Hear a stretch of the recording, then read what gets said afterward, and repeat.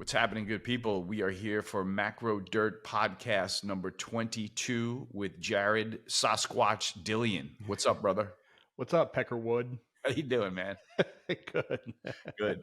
Handsome corduroy blazer today. Yeah, it's a peak lapel. It's very nice. I like this. I like this blazer. Very Yeah. sporty. I love it when you dress up. And I got some new boots on today. I just ordered these boots from John Barbados. I'm gonna Alligators? no Hot. Chelsea's? Yep.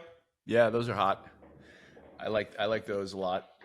You do have a good taste, JD. I'll give you that. Well, I got to compensate for the fat and ugly. So you're hard on yourself. You're hard on yourself. But you do look like $1 million when we get together, and I appreciate that. You've actually encouraged me to dress more like an adult, and I went shopping and bought myself all new clothes like one of the last times we hung out. So that was great. Dirtcast number 22. What athlete do you think of when you hear number 22? I can't think of a 22. I know 23. Right, we're going to get to that. We'll get to that in the next podcast. We're not going to get to that now. This is so in 22s. There's Emmitt Smith in the NFL. In the NHL, there's Mike Bossy, Rick Tocchet. NBA, there's a couple. There's Dave DeBusschere, one of my all-time faves. Moses Malone, Clyde Drexler. Baseball, Clayton Kershaw and Roger Clemens. Oh, wow. Yeah, there's a couple of them. And Jim Palmer also was 22. My favorite number 22, however, was Casey Powell, the Syracuse lacrosse player. He's the only player in Division I lacrosse history to be a first-team All-American at two positions. He was Player of the Year as an attackman, and then Player of the Year as a midfielder, and then Player of the Year as an attackman the next year, which is pretty stunning. Wow. Yeah, pretty wild, right? But we're here to talk about markets, are we not? We are. This is going to be a good convo. You're bearish, I'm bullish. Where do you want to start brawling? All right, so here's what's going on. Let's hear it. So it's been 2+ weeks since the election. I think based on what we've seen out of Trump so far, I think that Trump is not as bullish for stocks as we thought like a month ago, right? Or even after the election. Right after the election, everybody was like jizzing all over themselves. They're like, stocks are going up for the next 4 years, S&P 10,000, right? And then you start to pick this apart, and he's going to go after the credit card industry. He's going to make them cap rates. They're going to go after the food industry. They're going to go after the pharma industry. I'm leaving out something here. There's going after tech. They're going to break up big tech. So Trump is actually kind of bearish for like 50% of the S&P in terms of market cap, right? So I think Trump is good for business, but I think Trump is good for small business, right? Right? I think Trump is good for you and me, but I don't think he's necessarily good for our 401k. And I think people's assumptions about stocks going up and to the right for the next 4 years, I think that's misguided. So, no, I won't say it's consensus, but it seems like one of those trades that should work. And when you look at the markets, I still get signals that say that it's working, and this stuff is going to work till it's not. But to provide some balance to that, that's a very good argument. And I hadn't really thought about it in that way. So that's why you're very good at that. And that's why you're often early to things, and you've been early to this pullback call. So we'll see. I'm not going to give you credit for the S&P having pulled back yet because there's been no selling, right? So you don't get to take a victory lap yet. We are off the highs, but we haven't even touched a moving average. We haven't even touched the 50-day yet, right? So, and I'm going to give you credit as soon as we crack one. My thing, I see these things. I see Bitcoin plowing all-time highs, right? Like levered bet on risk assets, game on. I see NVIDIA scraping the all-time high after great technical comebacks. Earnings today. Report today, exactly. Going to be a huge day. But you know what it's set up for, JD?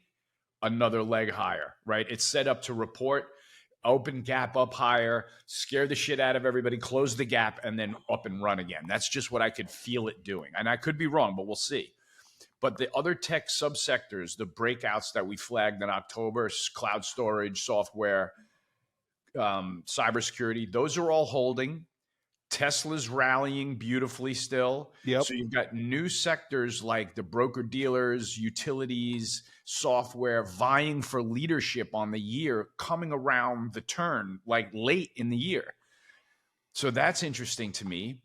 I look at, and I'm almost done with my rant, but I think I have a lot to consider, right? Bonds, there's no scares there. Bonds are back to the bottom of the range. They may kind of sit here and slide for a little bit, but if they stay here, stocks are going to love that, right? The 2s10s is 11 basis points, putting us to sleep. It's perfect for the stock market. And then you've got the seasonality of November, December, January being the best 3 months traditionally. And all I see is a ferocious rotation when stocks are going down. They're always buying something. There's been no agnostic selling at all. We haven't seen a tick index extreme bigger than 1,500. We've had one on October 3rd, the only one since August. So that tells me that when they're selling, there's always somebody buying something. There's not everybody out kind of selling. So yeah, and you could see that yesterday, which is Tuesday. I mean, SPOOs were down like 60 handles pre-market, and they fucking gobbled them up, and they were like positive within an hour. Yep. So I definitely hear what you're saying. And the other thing I'll point out is I am super bullish on Tesla. Like I don't think Tesla went up enough on the election. It was up like 7% the day of the election. It should have been up like 30%. Like it looks like it's on its way. It's on its way to up 30%. I mean, the thing's gone from 200 to 350.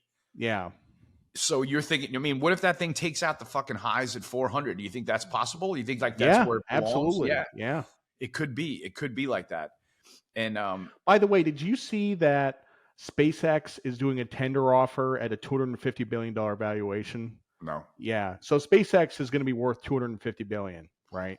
So Elon is going to be worth like $300 billion here pretty soon. Like, good God. And he's still going to be waffing down McDonald's on the plane, right? By the way, that picture, honest to God, that picture of Elon and Donald Trump Jr. and Mike Johnson and RFK, I literally stared at that picture for like 15 minutes, like just thinking about how incredible that is. And I'll tell you why it's incredible.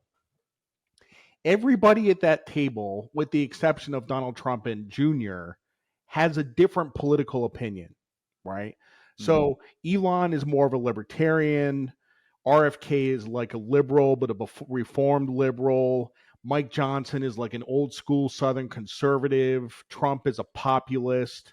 Like, really, like you have a pretty diverse group of ideological opinions there at that table. And I'm like, what the hell are they talking about? Yeah. Like, that's what I want to be on that plane. Like, I want to just be a fly on the wall and listen to that conversation, you know? Oh, I would have given a lot of money to hear what they were talking about. I would kill to have that picture in an oil painting. I know, really, like the Last Supper. So historic. Yeah, it's just so historic. There was that, and then there was another photo of like Elon Musk, Dana White, Donald Trump, and Kid Rock from UFC 309. And I was like, oh my God, like, you know, we're back to peak America. It's like unbelievable. But do we want to...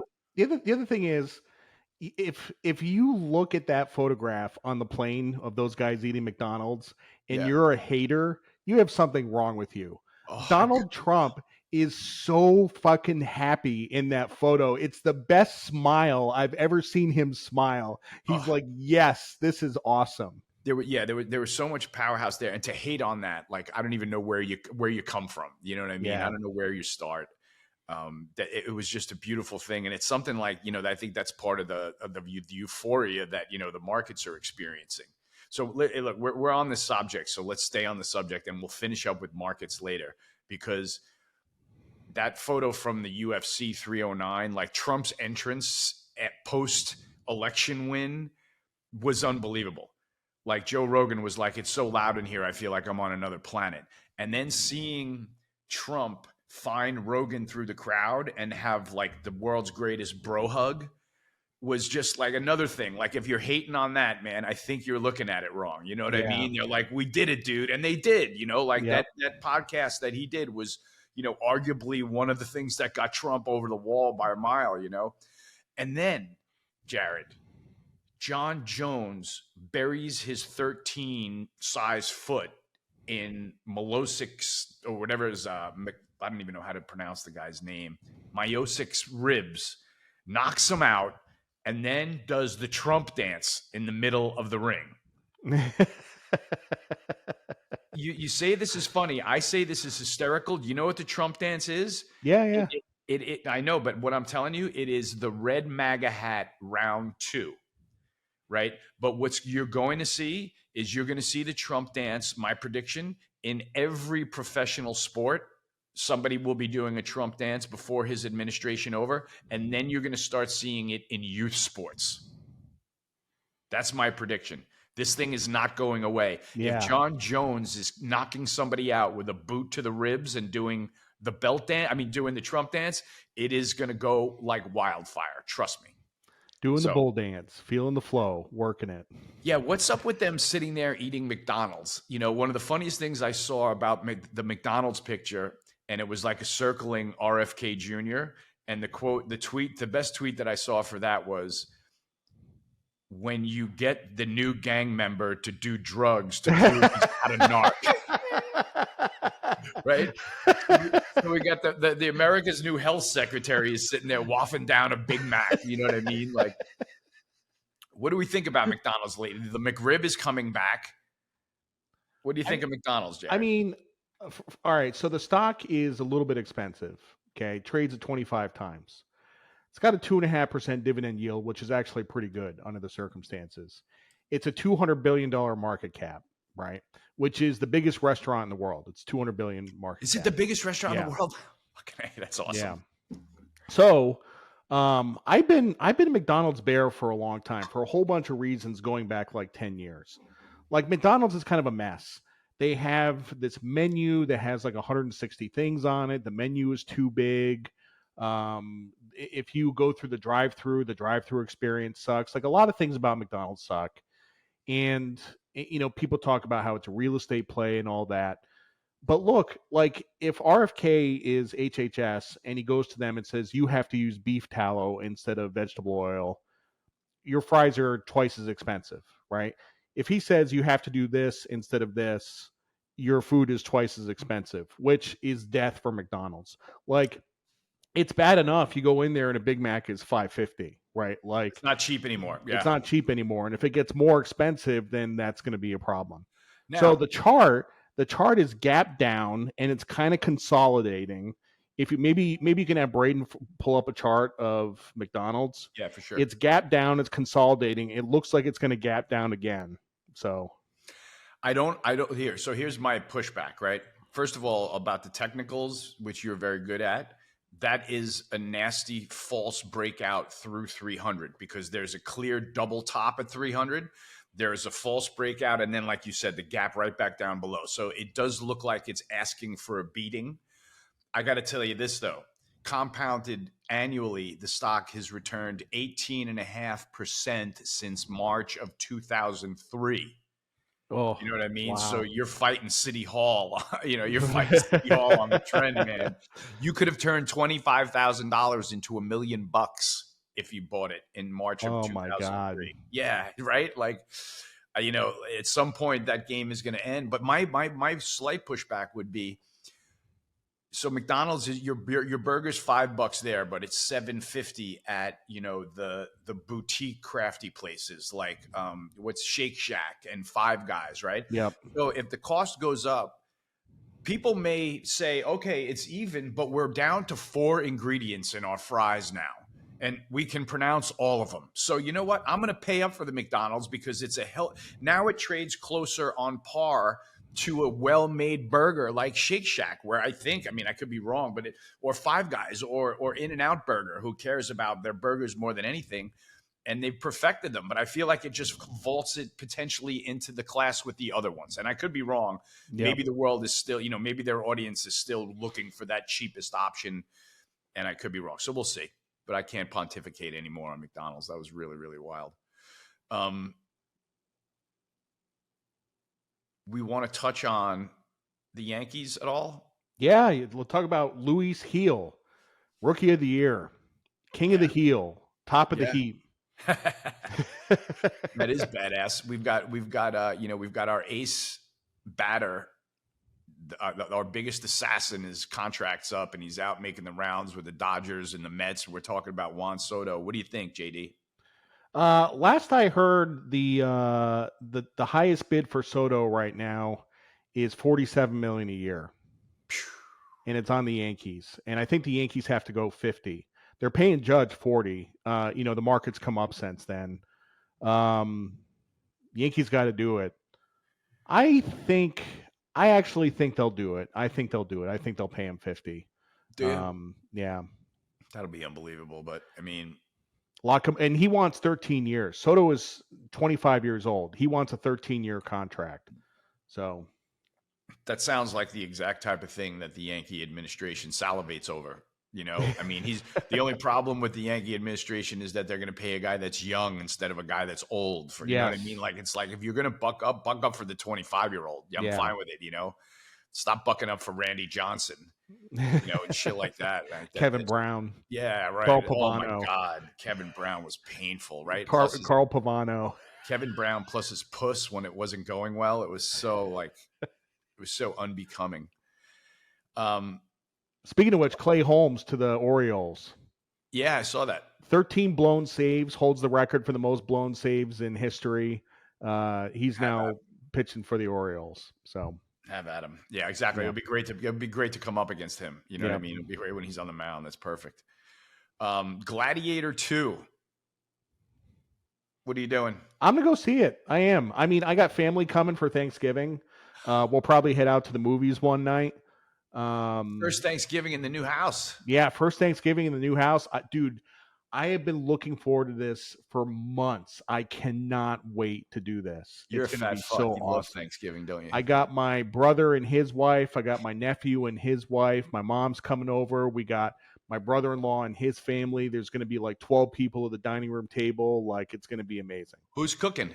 Carolyn? Yeah, my wife is cooking. Yeah. Oh, right on. That's awesome, man. That's going to be a great feeling. Congratulations. There's nothing better than Thanksgiving at home and then smoking a doobie and sitting on the couch and watching football. So that's the mode of choice. So we got the S&P here trading 59.03. We're going to finish up strong with a little more market talk, JD. There's one thing that I want to bring up that we didn't talk about before. My man, Nick, I call him, Nick Sophocleus, who is a sales trader at Bernstein. I think he's one of the best equity navigators in the world, literally. He pointed out this morning in his note, last Thanksgiving, the VIX melt that we saw was unbelievable. The VIX went from the end of October at 23, traded 12 by the second week in December, right through Thanksgiving. It was a total meltdown, right? And that's why I can stay bullish at the highs. Like honestly, that's the best reason I've heard yet. Now, we're going to get the NVIDIA monkey off our back this afternoon, no matter what. It's just going to be a huge unknown that the market is going to have on the tape.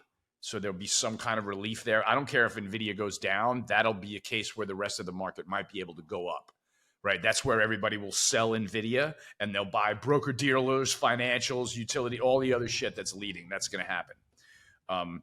So yeah, and I feel like we're set up the same way. We get that unknown off the table. God forbid there's any like resolution, like the Biden administration looks like it's really going out in cranky fashion. Like we just lobbed missiles into Russia. There was just another headline where you're like, what the fuck are they doing on the way out the door? It looks like they're having like a little temper tantrum on the way out the door or trying to leave Trump a big mess to clean up.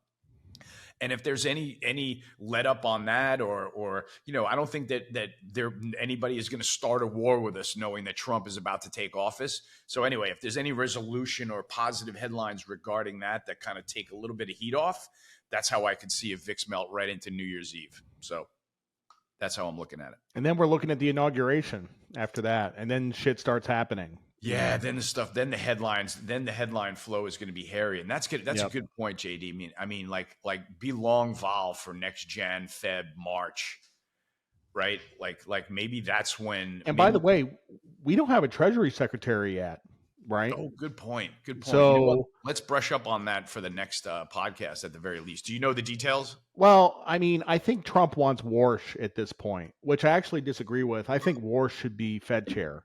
I think he should make Warsh Fed chair, but he's thinking about Warsh for Treasury, which would also be good. Hmm. Um, I mean, Warsh has been hand in glove with Druckenmiller for the last 4 years, 8 years, and he's big about deficit reduction. So Warsh would be a good choice for that. But there's no bad choices. Like Scott Bessent is also a good choice. Um, there's like no downside here. Yeah, I think that's a good call, and I'm gonna just go over the energy secretary pick because that is astounding to me. You know what I mean? Chris Wright. Chris Wright. Yeah. I love the fact that he came from like he was a shale pioneer. He's got that under his belt. He is against climate change. He's got that under his belt. He is wildly aware that our global population's least fortunate depend on extremely efficient energy policy.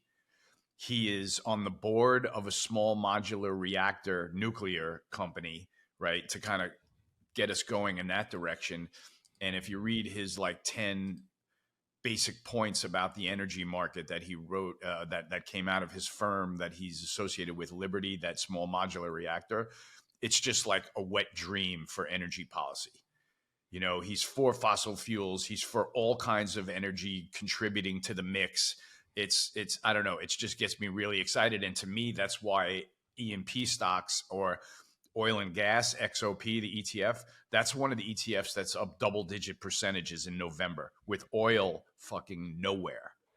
So I don't know if it means if they're excited about the energy secretary or the pick or anything like that, but that is a standout move to me and worth Do you flagging for our audience. remember who Obama's first energy secretary was? No. You'll remember it when I tell you. Stephen Chu. Remember that guy? Oh, I do remember that. Yeah, I Yeah, so he remember was him. a physicist and he was a big climate change guy. And there's a story where Chu gets confirmed and he's giving some speech somewhere in the Caribbean, like the Cayman Islands or Bahamas or something like that. And he gives like this fire and brimstone speech about how the world is going to end in 10 years. We're going to cook and like the oceans are going to like, and, Right. and Obama's sitting there. He's like, this guy is a fucking idiot. Like, I can't believe I nominated him. Oh God, he's just going deep with the far left policy of energy. You know what I mean? Like I don't know how that stands. I don't know how it holds up. It just doesn't hold up very well. It's that they're just not good arguments for me. And you start going back to the basics of how much energy density there is in one barrel of crude oil. And I think you put that up against the energy efficiency of solar panels or a windmill, and I don't think there's anything to talk about. So maybe sensibility will come back to our U.S. energy policy. And so one of the things that I get excited about as a trader is XLE, if you look at it, has been consolidating since 2022. So it's been a full 2-year consolidation around $90, 80 bid at 100, $90. So if this is a sustainable breakout with an oil, maybe this is a sector that can sneak up on people where if it's rallying with oil not moving, maybe they can go. What do you think? Yeah, I'm long XLE. I have calls, right? I Same. have calls in I'm, XLE. I'm long, not calls. Go ahead. So I've been thinking about this. Like oil is kind of stuck in the mud. It's trading like 68-ish, can't get off its ass. And Mm. honestly, the longer it hangs out down here in the lows, I think the probability goes up that you're going to get another leg lower, right? But I also think it's possible for XLE to go higher in that environment because you get rid of the regulations, you get rid of the ESG stuff, like margins go up. Like I think it's actually possible for oil to go down and XLE to go up. I agree. I feel like a lot of these companies have had their hands in the pockets during the Biden administration because they don't have an admin that's friendly to their industry. And I think that they will open up their wallet on IT spending and all kinds of efficiencies and things like that under Trump. So it would be cool if this is like a late blooming sector. You know what I Yeah. mean? Where it kind of just sits here and percolates for a little while and then kind of goes on its own. And we're just going to be looking for the breakout through 100 to get longer that thing. Because like I've always said, securities in a bull trend that rally for 2 years and then consolidate for 3 years, when that thing breaks out, it's going to rally for 2 or 3 years. Like that's literally the way that I've seen these things transpire, and you have So, too. from a technical analysis perspective, the longer the consolidation, the stronger the breakout. Yes. And you remember when cocoa went bananas last year, right? What Mhm. just went parabolic? If you go back and look at a chart of cocoa back to the 1970s, it was like a 50-year consolidation. Was it really? Like you really had to zoom out. You had to look at the chart going back like 50 years. It was a multi-decade consolidation, and it broke out and it just went up like 1,000%. So That is unbelievable, man. I mean, they're really the softs are really tough to trade, and I have like very little experience trading them with the GSCI. And when I traded the Goldman Sachs Commodities Index, you unfortunately had, a set of risk in all the softs. So coffee, sugar, cocoa, and orange juice was the other one. And the thing that used to suck about that was that you would get stuck with like a 5 or 10 lot like casual position that would wind up costing you like 32 grand or something like that, because like you'd like leave this little thing on your pad and be like, it's going to come back. It's going to come back. And next thing you know, coffee's gone, and shit like that used to happen all the time. And you'd be like, I thought you made money in the book today. And you'd be like, wow, we had a 25 lot of coffee out trade that killed us. So, yeah, it was like really fucked. The softs was just like your enemy. Like you used to do anything you could to be flat the whole entire complex. It's like, I'd go to sleep with $1 million worth of crude oil risk on your pad, no problem. You know what I mean? But fucking softs, you'd be like, get this as a 4 lot, get it off the pad, literally. So that's just my experience with them. And meanwhile, trading places made them all famous. yeah, yeah. What what's your favorite Eddie Murphy movie? Well, first of all, I mean, probably Coming to America. Mm, Coming to America is just gold. I love that. it is. But I like Eddie Murphy Raw. Like I Oh yeah, still, I was just gonna say, yeah, I still quote that like all the time. Lillian cannot Lillian, go outside. the bitch can't walk a flight of steps. I mean, the guy is that is solid gold comedy. That is the gold standard of stand-up comedy, in my opinion. And I'm a fan of like all the old school guys like George Carlin, Richard Yeah, Pryor, all the heavy hitters from the 70s and 80s that were so great. I don't think any of them can touch Eddie Murphy Raw in the fucking yeah, red leather jumpsuit open down to his belly button. yeah. And how old was he when he did that? Probably like 28, I was just 26, going to something say he like that. wasn't 30. He wasn't 30 or close to Yeah. it. I remember watching that. So I remember the day that was on HBO, and watched it at a party with a group of teenagers, and everybody in the room was rolling on the floor, pissing their pants. The real time effect of that, before you had never seen it before, was just astounding. Yeah. And you want to know who's another one? Sam Kinison, Oh yeah, for sure. Yeah. right? His shtick about you don't live where the food is I know. never gets old. It's sand. It's going to be 100 years from now. It's going to be sand. Like that was another one that real time, like I would cry laughing, like literally be doubled over You laughing. remember he was going out with Jessica Hahn? Yeah, that's right. She was the James Baker hussy. They like sexually assaulted her, and she was in Yeah, Playboy, and then went out with Sam Kinison. She was a yeah, Playboy model. yeah. And he died an early death. How did he die? I don't remember. Yeah, I think Yeah. he had a heart attack or something. He was an unhealthy guy, and I remember hearing that. But Joe Rogan is another one who's an expert in comedy too. Throw that on the pile. Literally calls him like one of the best ever, and I couldn't agree more. You should go back and watch that original one of him when he was in a trench coat, Yep. and you will literally, it's instant laughter. It's really great stuff. Well, I think that that's a perfect note to end on. We had a couple of laughs.